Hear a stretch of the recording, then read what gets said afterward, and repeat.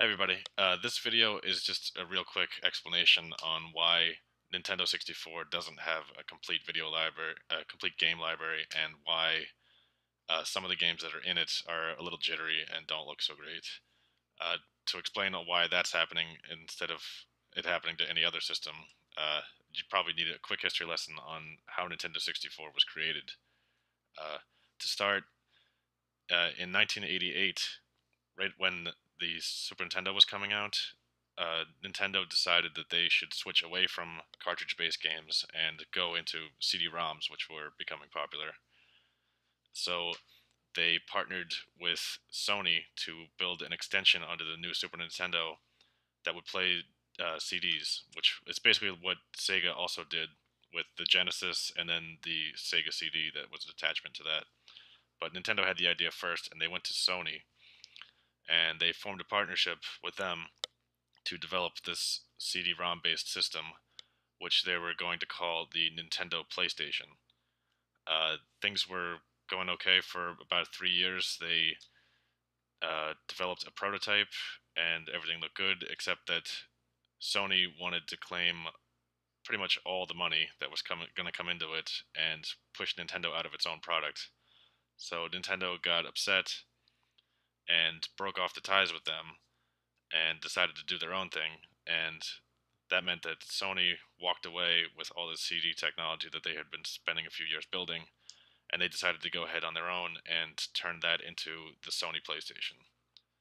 And that left Nintendo completely alone and with no idea what to do for the next system. So they tried to take all the new 3D technology that they had just built up to put onto CD-ROMs, and they tried to cram it into the cartridges that they had basically laying around from their older systems.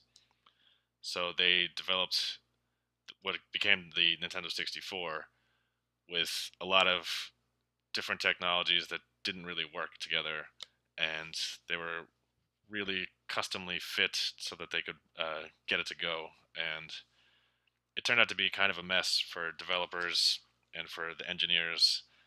And you can definitely see that when years later, when people tried to put these games on emulators and uh, use them on their computers, it was extremely difficult, and it's something that people still to this day are trying to do. Because even though the Nintendo and Super Nintendo and Sega Genesis are like perfect copies on computers today, Nintendo 64 is still kind of a mess. And that makes things especially worse with the Phoenix because it's an extremely tiny computer with very low levels of power in it.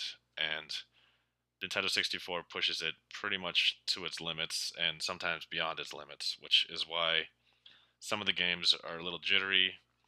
Some of the games I just couldn't include at all.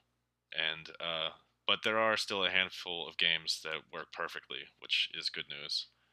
So games like Mario Kart, uh, they play perfectly. There's just a couple of little glitches that you might notice as we go into the game.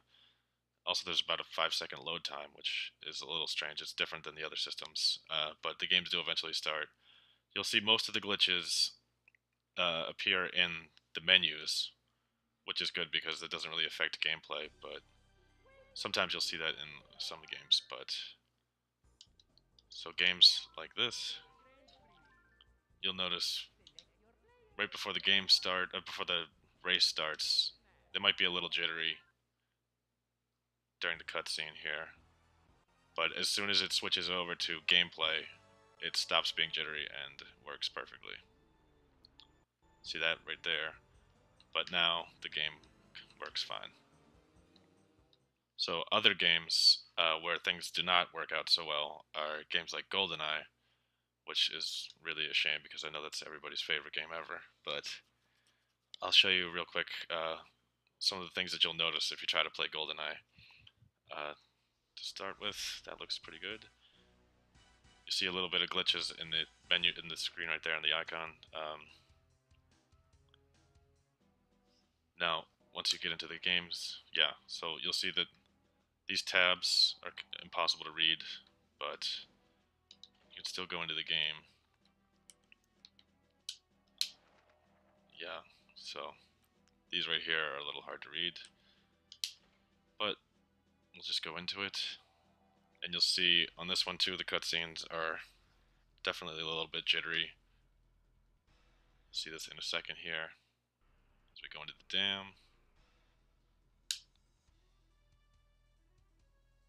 See, it's not too bad, but it is bad and noticeable when it's animated like that. But okay, going into the game, you'll see you can move around pretty easily. There's a little bit of a delay, but not too bad.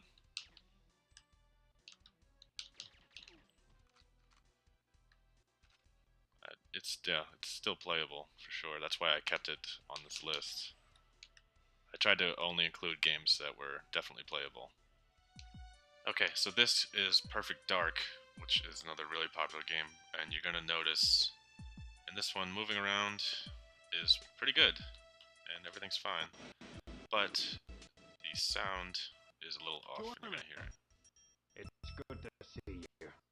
Come with me. I'll walk you around the training rooms.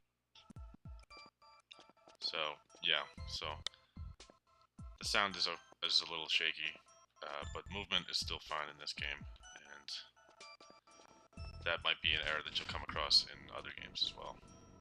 So that's Nintendo 64. I'm sorry there's only 42 games that I could get to work, and in those games, some of them are a little shaky, but it should be fun enough to get a few games in.